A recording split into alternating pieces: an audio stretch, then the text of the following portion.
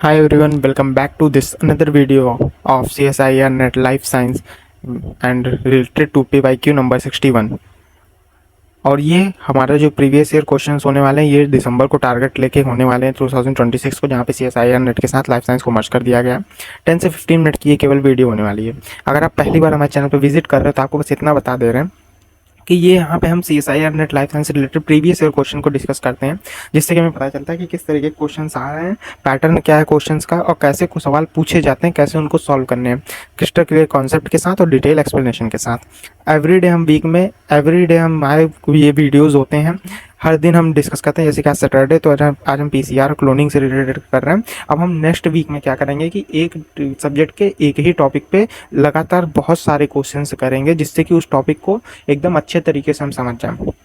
अभी तक हमने क्या किया था, अभी तक हम डेली डिफरेंट सब्जेक्ट को यूज़ करते थे एवरीडे, लेकिन एवरीडे डिफरेंट सब्जेक्ट को यूज़ करते थे लेकिन और उससे रिलेटेड क्वेश्चन सॉल्व करते हैं। तो आप उसकी वीडियो देख सकते हैं, यहाँ आई बटन पे आ जाएगी। साथ ही साथ daily previous year question series ये होती है, वन सब्जेक्ट एवरीडे हम डिस्कस करते हैं डेली कंसिस्टेंसी मेंटेन करके, जिससे कि मैक्सिमम स्कोर कर सकें।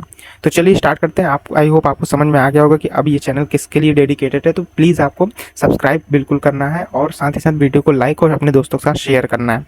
आई होप आपको ये सारी चीज़ें समझ में आ गई होंगी। तो चलिए स्टार्ट करते हैं। आपको पता है कि हमारा जो वीडियो होता है वो एक छोटे से मोटिवेशन कोटेशन के साथ स्टार्ट होता है। तो चलिए अब देखते हैं।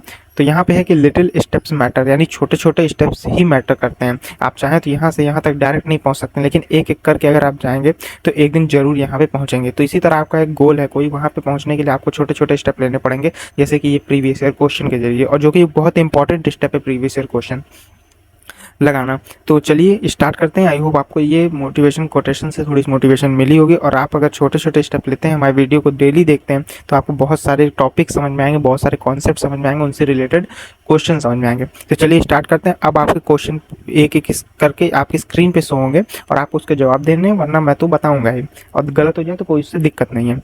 तो पहले क्वेश्चन क्या कह रहा है उसको समझते हैं। यहाँ बोल रहा है given below are 4 DNA sequence and set of forward and reverse primer for PCR amplification। अब इसमें TM लेंथ ये सारी चीज़ें दे दी हैं, कह दिया है कि इसमें से हमें टेम्पलेट यहाँ सीक्वेंस है, यहाँ प्राइमर बता दिए, फॉरवर्ड और रिवर्स प्राइमर बताने कौन से सही हैं। तो देखिए फॉरवर्ड प्राइमर जो होता है वो हमेशा उसी तरह उतर जाता है। तो यहाँ पे AC है, यहाँ TC है, तो ये पहला ही गलत हो गया। दूसरा AGT CTT है, यहाँ भी नहीं है ये, तो ये भी गलत हो गया। थर्ड में कह रहा है CTT GACT है, CTT GAC, तो यहाँ पे तो मिल गया हमें, यहाँ पे तो मिल रहा है। और अब देख लें तीसरा, यहाँ पे कह रहा है GAT CT AGC GAT CA, तो चलिए यहाँ पे भी हमें मिल रहा है। तो अब इन दोनों में हमें सेम ही मिल रहा है फॉरवर्ड प्राइमर। तो अब बैकवर्ड प्राइमर देख लेते हैं।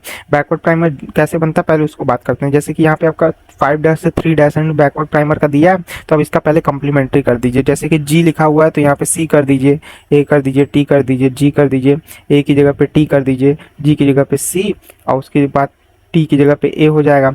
अब इसके बाद क्या कह रहा है, अब यहाँ पे अब क्या करना है। अब देखिए ये जो हमारा G की जगह पे हमने C कर दिया, एक T की जगह पे A की जगह पे हमने T कर दिया है, और उसके बाद C की जगह पे G कर दिया है, A की जगह पे हमने T कर दिया है, G की जगह पे C कर दिया है, T की जगह पे हमने A कर दिया है, बचा दो, C की जगह पे G कर दे रहे हैं और A की जगह पे T कर दे रहे हैं। अभी भी ये हमारा क्या 5' से 3' है, लेकिन ये कॉम्प्लीमेंट्री है। अब हम इसको क्या करेंगे, सॉरी ये हमारा 3' से 5' हो गया जब कॉम्प्लीमेंट्री हमने बना दिया है। तो अब हम इसको क्या करेंगे, अब हम इसको क्या करेंगे 5' से 3' करेंगे, तो इसको पलट देंगे। तो पलटने पे क्या आ जाएगा,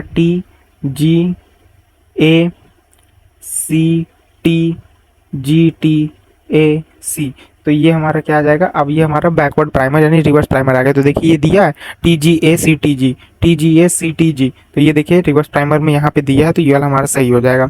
अब देख ले इसका भी देख लेते हैं कि इसका रिवर्स प्राइमर आएगा कि नहीं। तो आप फिर से उसी स्टेप की तरह करेंगे। 3' से सबसे पहले क्या करेंगे, 5' से 3' ये दिया है, तो 3' से 5' कॉम्प्लीमेंट्री बना लेंगे, उसको पलट देंगे। तो यहाँ पे देखिए इसका कॉम्प्लीमेंट्री बनाते हैं। तो लास्ट वाली तरफ से मैं चलता हूँ, तो GAC लिखा हुआ है, तो यहाँ पे कितना हो जाना चाहिए था, CTA होना, CTG होना चाहिए था। तो यहाँ CTG नहीं है, यहाँ पे A की जगह फिर यहाँ पे A ही लिखा हुआ है, CAG लिखा हुआ है, तो ये वाला यहाँ पे ऑप्शन गलत हो जाएगा। तो यहाँ पे ऑप्शन नंबर 3 सबसे सही माना जाएगा, और यही ऑप्शन नंबर C यानी 4 वाला C ओनली सही माना जाएगा। आपको बस एक बार और इस एक्सप्लेनेशन को समझना, अगर नहीं समझ में आया तो 5' से 3' करेंगे।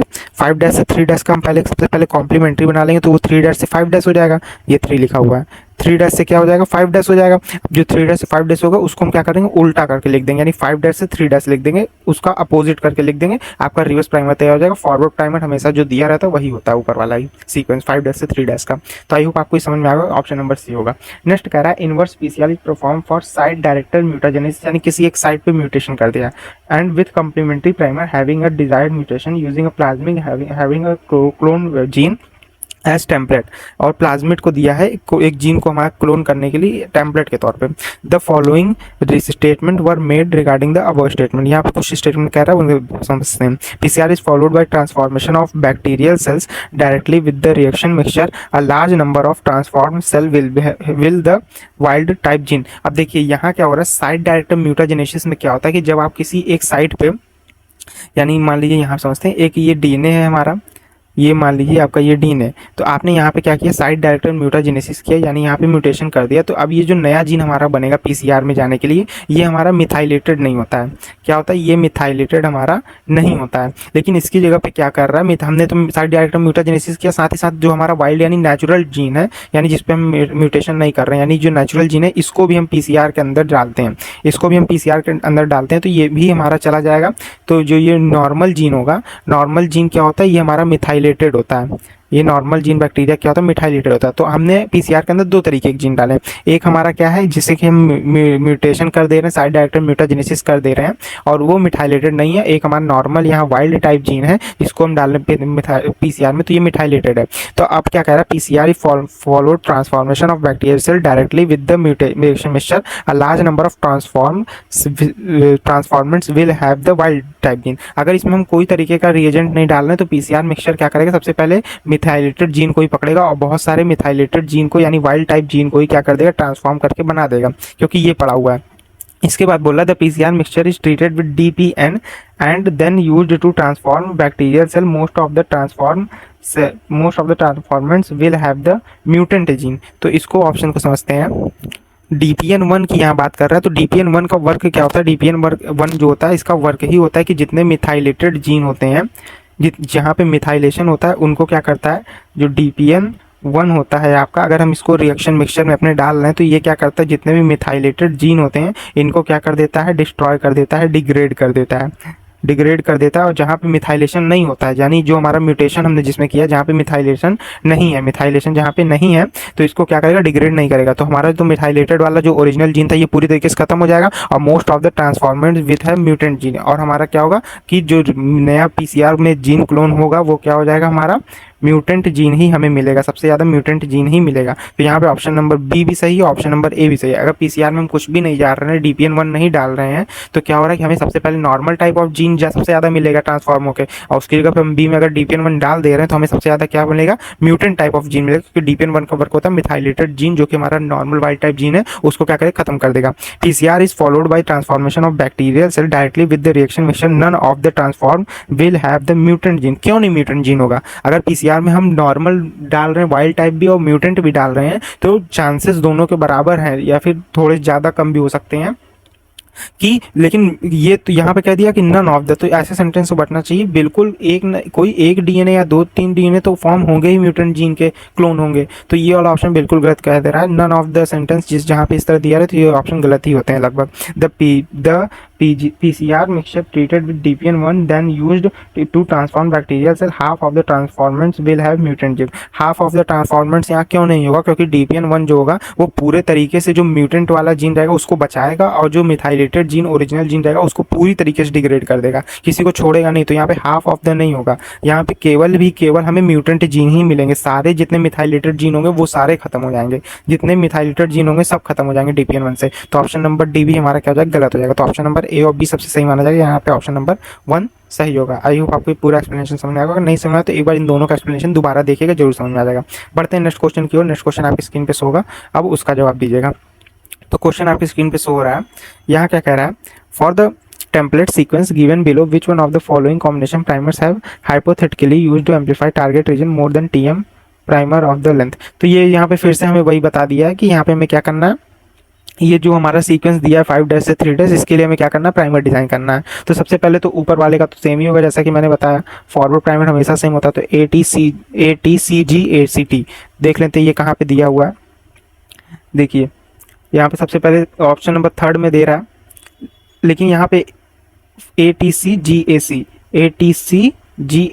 देखिए यहाँ पे ऑप्शन नंबर थर्ड में दे रहा है, साथ ही साथ और किसी में दे रहा है और किसी में नहीं दे रहा। अब हम रिवर्स प्राइमर बना लेते हैं। रिवर्स प्राइमर कैसे बनेगा हमारा, तो देखिए 5 डैश से यहाँ से क्या हो जाएगा, ये 5 डैश मान लेंगे, ये 3 डैश मान लेंगे। अब इसका कॉम्प्लीमेंट्री कर दे रहे, कॉम्प्लीमेंट्री कर दें तो GAT, उसके बाद क्या हो जाएगा A हो जाएगा, उसके बाद क्या हो जाएगा C हो जाएगा, फिर G हो जाएगा, फिर T हो जाएगा, उसके बाद फिर C हो जाएगा। अब ये हमारा 3 डैश से 5 डैश बन चुका है। अब इसको हम उल्टा कर दे रहे हैं, रिवर्स कर दे रहे हैं, तो हमारा क्या हो जाएगा, 5 डैश से क्या हो जाएगा CTCGATTAGG, ये हो गया। अब ये देख लेते हैं हमारा यहाँ पे दिया हुआ, देखिए यहाँ पे क्या कह रहा है GAC।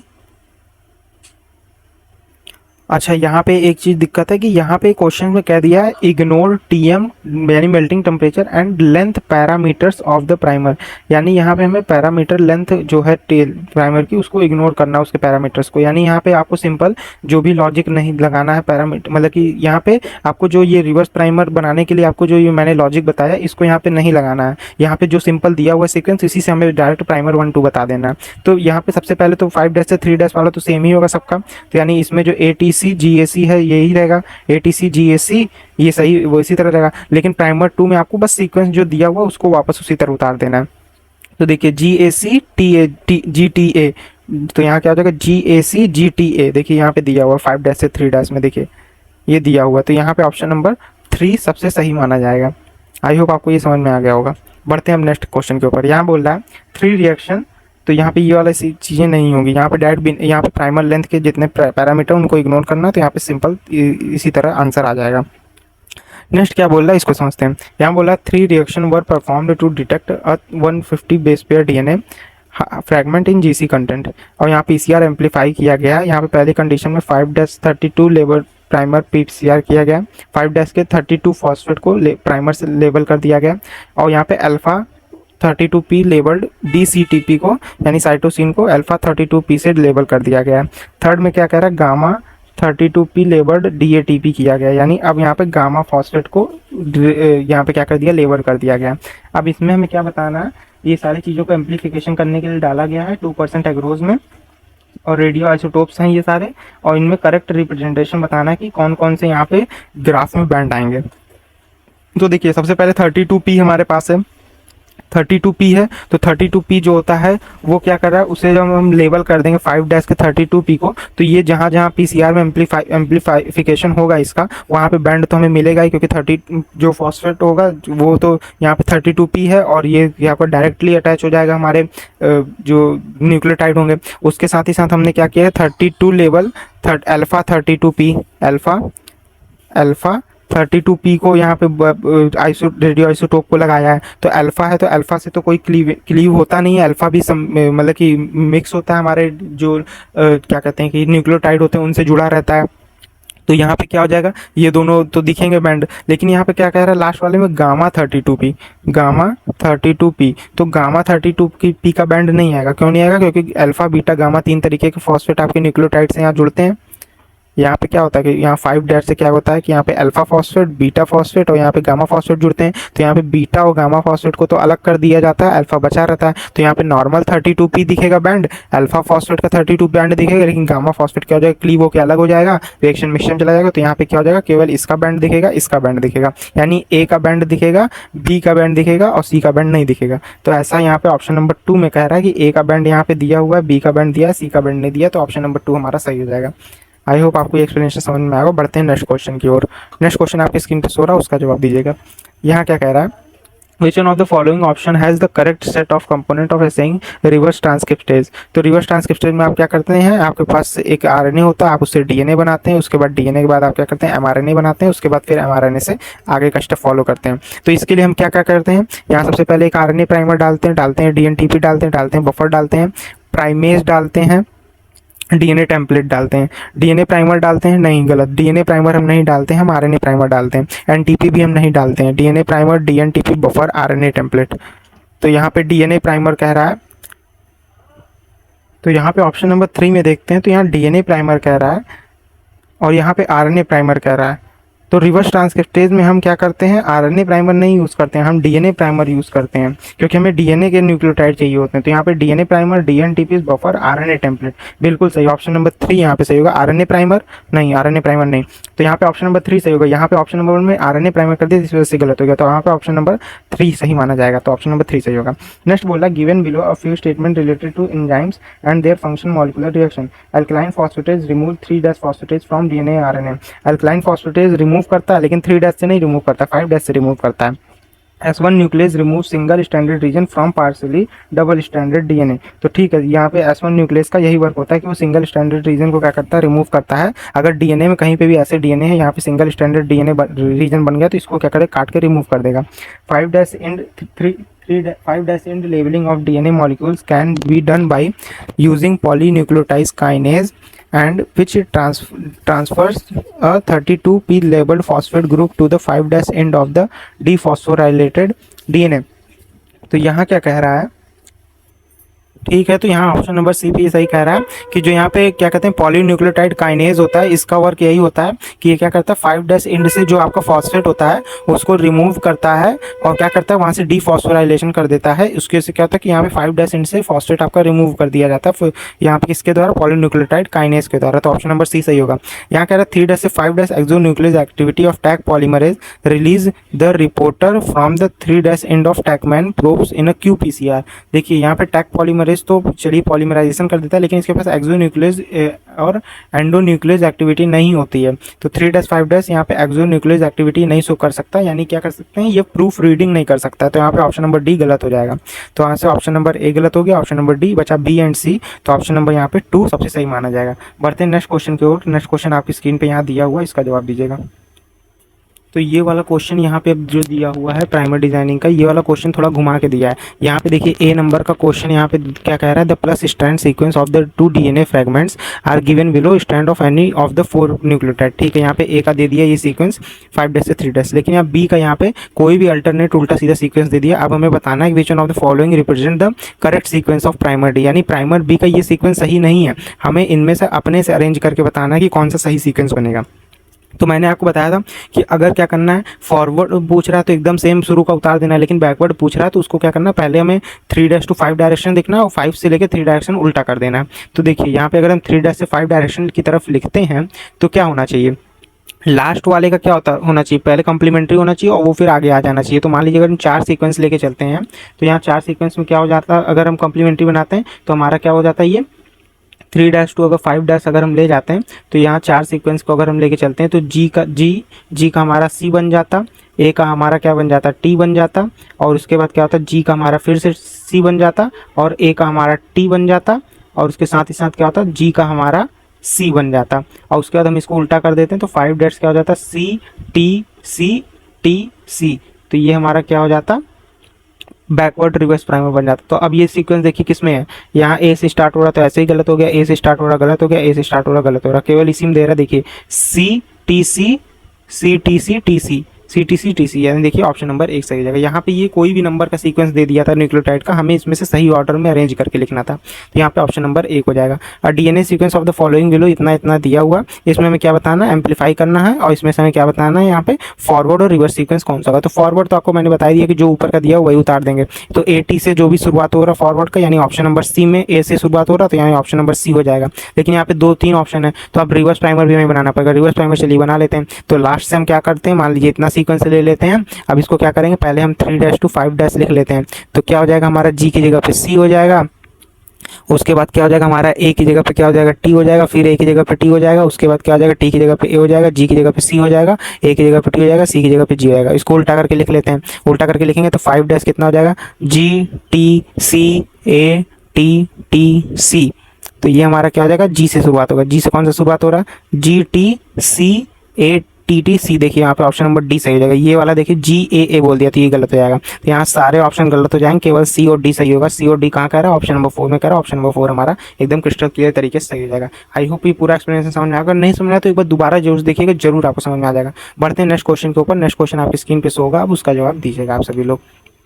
और इस क्वेश्चन में क्या कह रहा है पहले देखते हैं। A polymerase chain reaction all necessary reagent was carried off amplified 200 base pair target of 100 copies double standard DNA as template. अब यहाँ हमें बताना कि एज्यूमिंग 100% अगर पीसीआर की एफिशिएंसी है तो कितने copies desired to 200 base pair के हमारे यहाँ बनेंगे। Only the target region would be produced at the end of the third PCR cycle. ठीक है, तो यानी यहाँ कह रहा है कि जब पीसीआर में थर्ड साइकिल चलेगी तभी टारगेट डीएनए आपका एम्पलीफाई होगा। उसके पहले हमें 100% एफिशिएंसी पे हमें कितने नंबर ऑफ कॉपी बनेगी हमें पहले वो बताना है। तो यहाँ पे चलिए सॉल्व कर लेते हैं क्वेश्चन आपके जो फॉर्मूला होता है उससे।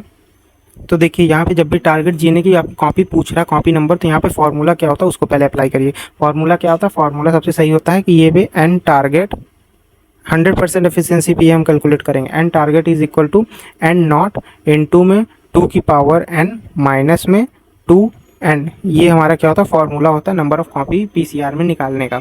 तो यहाँ पे अब हमारा एन नॉट यानी इनिशियली हमारा कितना बता दिया है कि 100 कॉपी बन रही है, तो 100 कॉपी बन रही है तो यहाँ पे 100 रख देंगे। इनटू में 2 की पावर एन, 2 और एन मतलब कितनी साइकिल टोटल हमें चलानी है। टोटल यहाँ पे हमें कह दिया है only target PCR third PCR यानी 3 पीसीआर की हमें साइकिल चलानी है। तो यहाँ पे 3 पीसीआर साइकिल चला रहे हैं और 2 इंटू में एन की जगह पे यहाँ पे 3 कर देंगे। अब इसको हम सॉल्व कर लेते हैं। तो ये कितना आ जाएगा 100 आ जाएगा इनटू में 2 की पावर 3 मतलब 8 माइनस में 6, ये इसको सॉल्व करेंगे तो 100 इंटू में 2 इज इक्वल टू हमारा कितना हो जा रहा है 200। यानी 200 यहाँ पे क्या होगा कि यहाँ पे टोटल 200 कॉपीज़ बनेंगी अगर हम क्या करते हैं third PCR cycle 3 PCR cycle तक चलाते हैं। तो हाउ मैनी कॉपीज़ बनेंगी, यानी 200 कॉपीज़ यहाँ बनेंगी। ऑप्शन नंबर 2 सही हो जाएगा। आई होप ये आपको फॉर्मूला अगर याद रहेगा तो ये क्वेश्चन अच्छे से आसानी से सॉल्व हो जाएगा।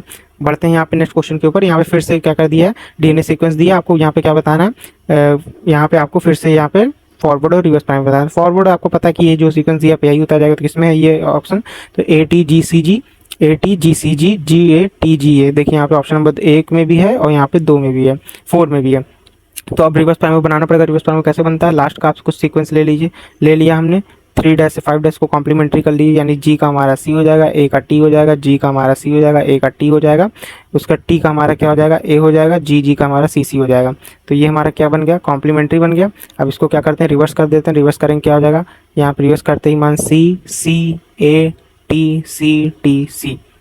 अब ये देख लेते किसमें हमारा, यहाँ पे तो नहीं है तो ये गलत हो गया, CCATCT। देखिए यहाँ पे दे दिया है, यहाँ पे 4 वाला ऑप्शन सही हो जाएगा। ये वाले में क्या कर दिया G से स्टार्ट कर दिया इसलिए गलत हो जाएगा। बाकी ये सारे तो होंगे नहीं क्योंकि इसमें फॉरवर्ड ही गलत दे दिया, तो ऑप्शन नंबर 4 सबसे सही माना जाएगा। यहाँ पे आपको क्वेश्चन मिल गया। आई होप ये आज के क्वेश्चन होंगे आपको समझ में आएंगे। ये हमारा लास्ट क्वेश्चन था।